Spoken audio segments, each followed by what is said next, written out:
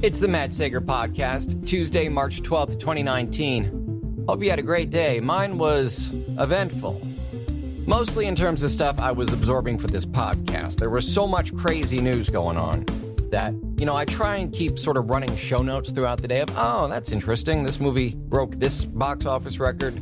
This guy left this book and is being replaced by so-and-so, entertainment tidbits here and there. And today has just been too eventful. There's enough going on that, I've had to strike 3 or 4 topics that I was pretty sure were going to be my leading, if not the main thrust of tonight's episode. For one thing, and honestly, my knowledge of this is just beginning to take hold. The reporting on it has been very sloppy, and I think a lot of the facts are still yet to be revealed. But there's been this massive federal operation to crack down on parents who lie, cheat, and steal, usually some combination, to get their kids accepted into colleges. And it turns out there's been this really scummy guy running a ring of, really, it's not just that they're ripping off the schools, they're ripping off the kids. They get together with the parents or they have phone conversations with them. It's really this one guy, primarily. William Rick Singer, who, from what I'm able to put together, appears to be getting off basically, if not scot-free, relatively scot-free, because he's giving up all his clients, many of whom he seemingly led to believe that he could do this for them, commit all this fraud on their behalf after having already been caught by the FBI. And as criminals are wont to do when they want to reduce their usually a very staggeringly high potential sentence, is they start turning state's witness and begin turning over their co-conspirators, which these parents certainly were. And in a case of life kind of imitating art, you might have recently seen William H. Macy on the season finale of Shameless, and I've got a lot of thoughts about that. To be honest with you, I thought I was going to spend a lot of tonight talking about that. Spoiler alert for Shameless here, but it was Emmy Rossum, Fiona Gallagher. It was her last performance and appearance on the show. And like I said, I've got thoughts, but William H. Macy, as is always the case, was great fun to watch. Today, you could see him in court taking notes because his wife, Felicity Huffman, is one of 2 actresses who are persons of interest, suspects.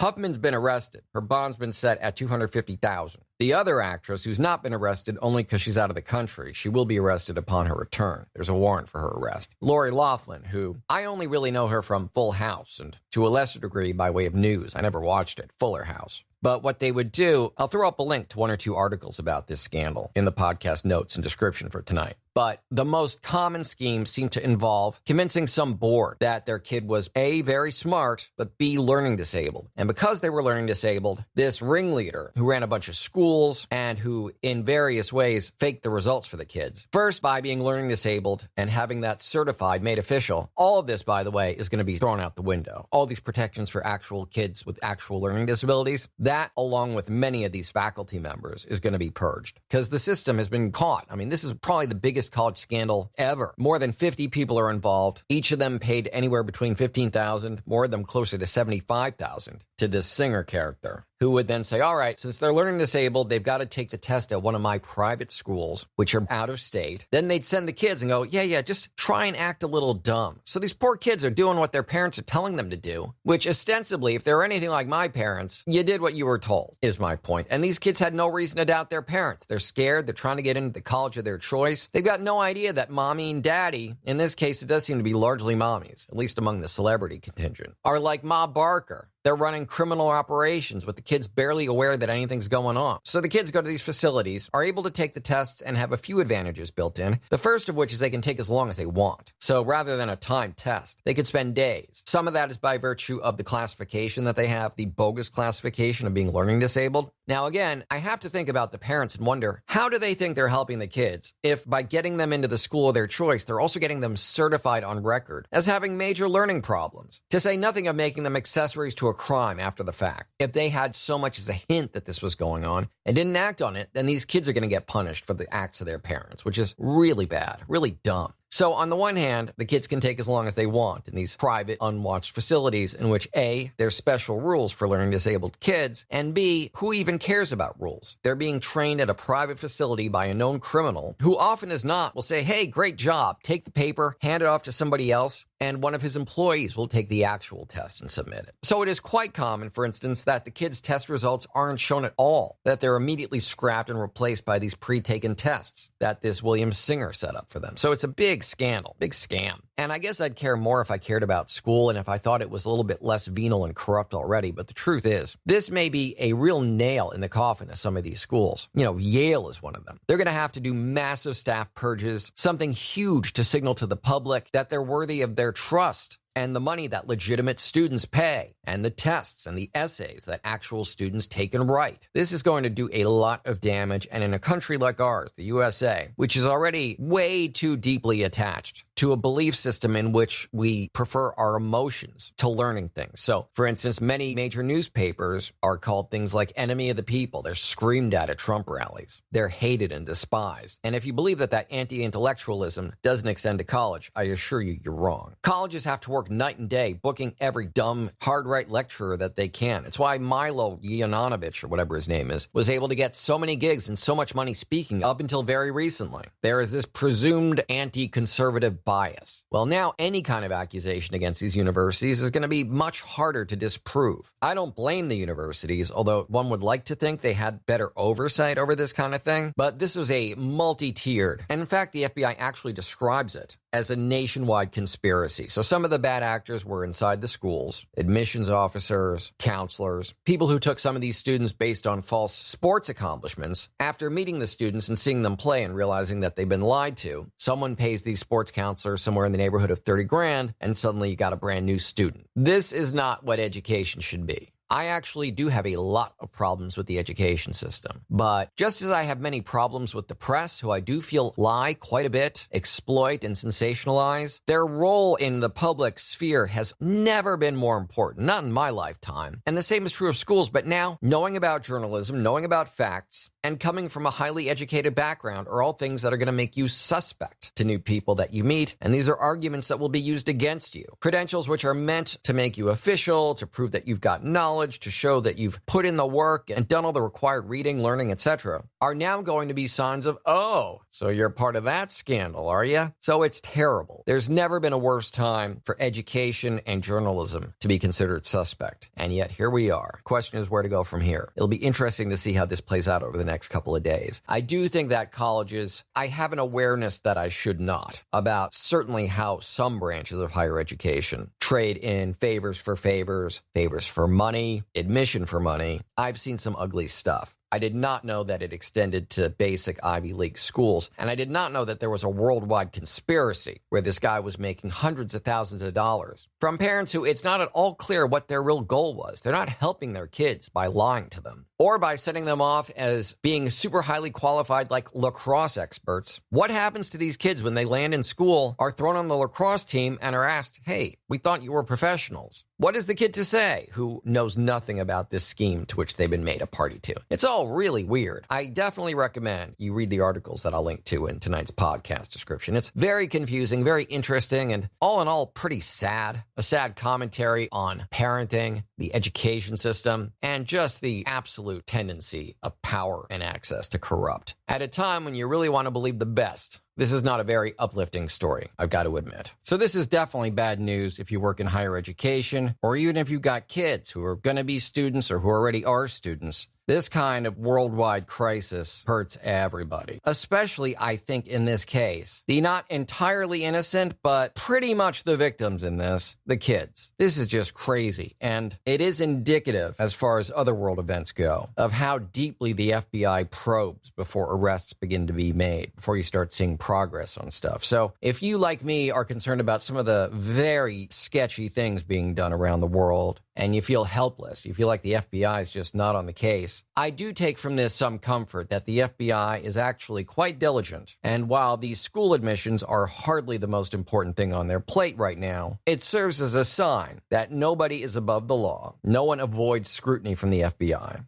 No special favors are given, and their investigations are thorough and include lots and lots of, honestly, it starts with the criminals that they get. This Singer guy seems to have been helping to sting parents who are interested in breaking the law by giving him money. I was speaking with an attorney about it today. We were talking about something completely different. We were just having a social event when the news popped up, and she said, well, it's like Cohen flipping on Trump. And I said, yeah, but Trump allegedly gave Cohen orders, which he then carried out on Trump's behalf. And sure, everybody looks scummy here, but I think it would be more like a better comparison would be if Trump had been called before Congress to rat on Cohen. because the guy in charge of the sting, or the big cooperating witness number one, as he's being called in all these affidavits, is also the criminal kingpin, who undoubtedly has lots and lots of charges and wants to cooperate as best as he can. But in so doing, he's trapping these parents, and I don't know, the whole thing's very ugly and weird and depressing, but ultimately, like any such scandal in which there's all this schadenfreude and in which celebrities sort of are involved, it's interesting and will no doubt continue to unfold, and we'll learn a lot more in the next bunch of days. The news is all over this. They're thrilled to be talking about anything other than politics, although I would bet good money, certainly if this is anything like the scandals of which I'm aware at institutes of higher learning.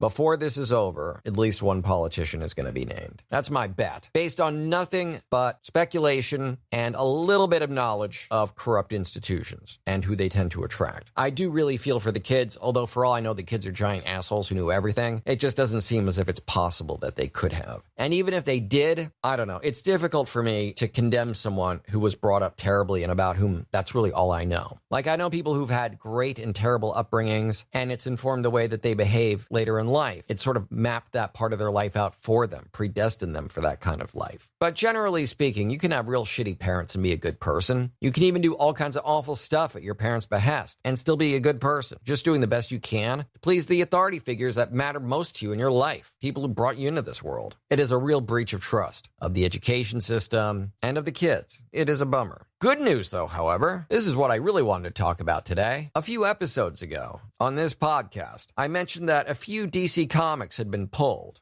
Several trade paperbacks and hardcovers, and one series that was going to be featured in they're calling it Vertigo, but I don't know. I was very aware of Vertigo from basically its inception till its collapse around 2010 or 11. And while the world has undoubtedly changed and evolved in tastes and culture has moved on, and things that were very important in those days are now old hat, and we've got brand new threats and societal ills and woes to tackle. But these Vertigo books have, for the most part, been very unimpressive to me. However, this book that got canceled, out of all of them, the one that I was most likely to pick up was Second Coming, which not only sounds like a great premise, but actually features good art. The art in the books has been really bad, and I know that comics are sequential storytelling where it's not about just great art, it's not about just great writing, it's about the way the two meld together and help your imagination take you through this fantasy world and tell stories that, even in the day and age of Avengers Endgame and Infinity War and Captain Marvel, there are ways in which only comics can tell certain stories. And having art that is conspicuously really bad. I'm not talking about edgy and bold, like, I don't know, Howard Chaykin in his early days or Bill Sienkiewicz any day. I'm talking about the truly ugly, bad perspective, faces with no details where you can still see the little outline and really nothing else, no eyes, lips, nose, etc. Second Coming looked to me as both an interesting concept and one that wouldn't be painful to view.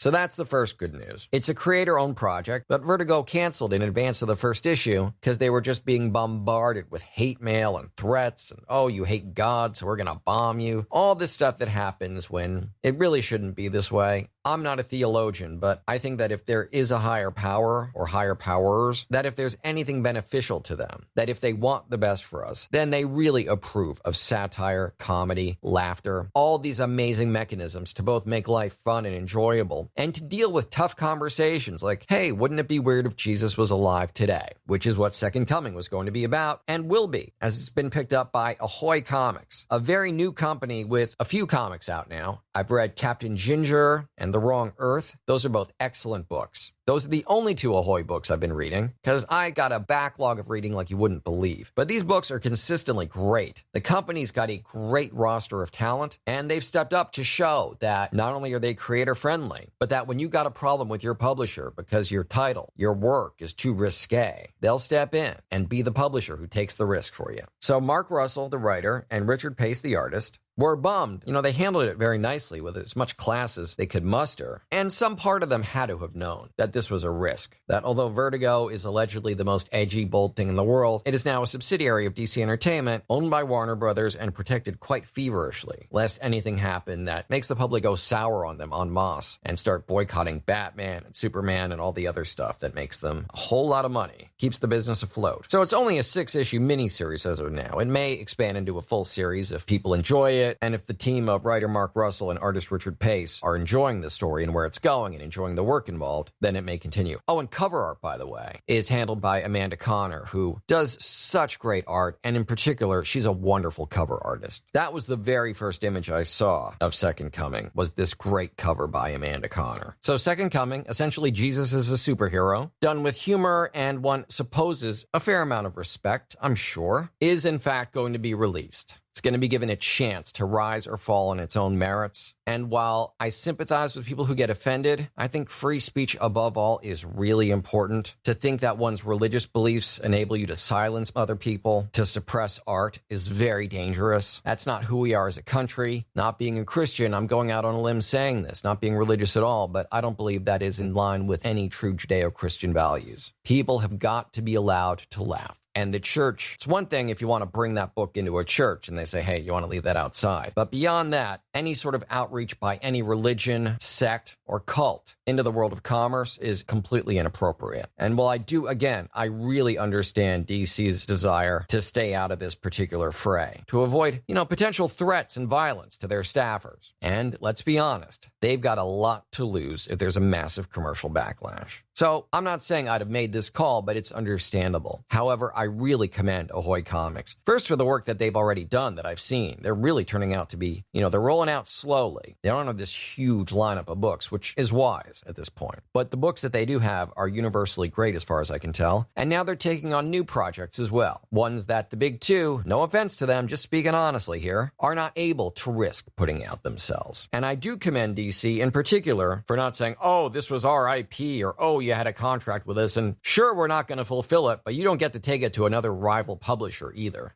I know that sounds like a crazy idea, and I'm not trying to paint DC as the kind of company that would do that, but that is not at all unheard of in comic publishers, film studios, TV studios. It is often the case that your work can be squashed, and yet you'll still have signed some NDA, some non-compete, some piece of something someplace. Or they'll just have their scary legal team call you and make you believe that you're under a legal obligation to not take this work anywhere else. DC, to their credit, did the only decent thing that could be done in this situation and said, listen, we're sorry, but yeah, you got another opportunity to take it someplace else? Have at it. So I look forward to that coming out very soon. Another thing, which I mentioned on that same episode, another DC cancellation. And this to me was the biggest mystery, because I certainly understand when you're coming under fire, when you're being threatened with boycotts, and when you're being threatened with violence, that a mini-series that you're thinking maybe if you're lucky, I'm sorry if this is news, but comics do not sell a lot nowadays. So that was very high risk and very low reward for a big company like DC. So without condoning it, I understand the cancellation of Second Coming. What I was really surprised by were all these trade cancellations, especially the Absolute Swamp Thing Volume 1, which, yes, is exactly what you would hope for out of an Absolute Swamp Thing, which is to say beautifully illustrated pages by Rick Veitch, John Totleben, and the earliest stories written by the man whose work would come to define Swamp Thing, to say nothing of Watchmen, League of Extraordinary Gentlemen, guy without whom comics would be a much more dull world to explore nowadays, Alan Moore. So it's these stories, supersized with remastered art, colors that, as is typical of these Absolute collections, really pop, and some corrections were done. Apparently they went over all these books, found all the little typos and errors that make their way into a comic when you're publishing on a monthly schedule, which I don't mean to sound like a cranky old man, but once upon a time, hitting your deadline was a big deal. And as a result, sometimes your comics, while generally brilliant, would have some real errors in them. Sometimes distracting, sometimes, oddly enough, making the comic more valuable because they would fix it in the second print. The bottom line is that the Absolute Edition is A, uncanceled. It's coming out in October of this year. I'll put a link to the Amazon listing for it in the description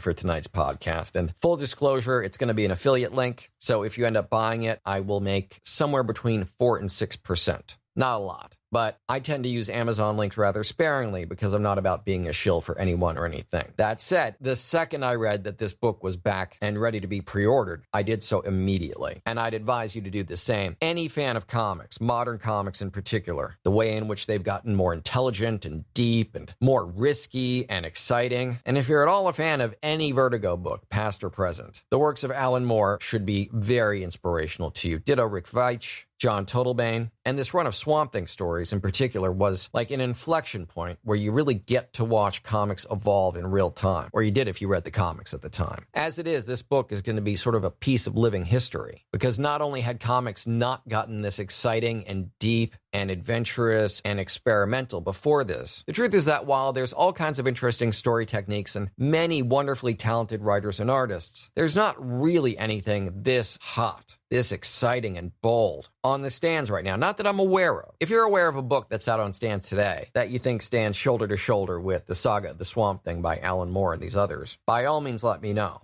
But for the record, I am not in any way trying to slight modern comics. Simply saying that the art form, with the help of stories like these, has evolved so much that to recreate something this exciting, this transformational, and as inspirational as a reader, you'd be very hard-pressed to do so. And again, that's not a diss. I'm just saying you got an opportunity to pick up a giant, beautiful volume, some of the best comic stories I've ever read. So I recommend that very highly. So check out the link to buy that in the description for tonight's podcast.